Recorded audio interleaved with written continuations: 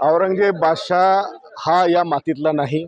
हे सगळे शहा बाहेरच्या प्रांतातून आलेले आहेत आणि 26 वर्ष त्यांनी महाराष्ट्रामध्ये राहून महाराष्ट्रातल्या मराठी मुलकाचे तहेस नहेस त्याला केलं, लवलहान केला, मंदिरं पाडलीत, महिलांचे अब्रू लुटल्यात, लोकांच्या हत्याकांड केल्या, जिजिया कर लावून लोकांकडून वसूल केली.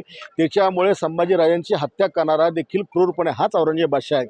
आणि म्हणून तो छावा चित्रपट पाहिल्यानंतर संपूर्ण महाराष्ट्रभर नव्हे भारतभर आता सगळा हिंदू धर्म हा जागृत झालेला आहे की अशा क्रूरकर्म्याची कब्र देखील या ठिकाणी आम्हाला असता कामा नये.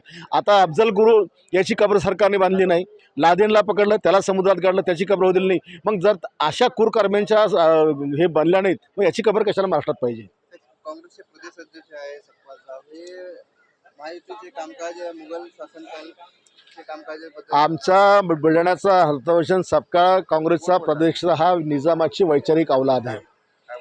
त्यांचे पूर्वज निजामांच्या चाकरीला होते, त्याच्यामुळे ते आजच नाही सारखं त्यांना औरंगजेबाचा निजामाचा पुळका असतो.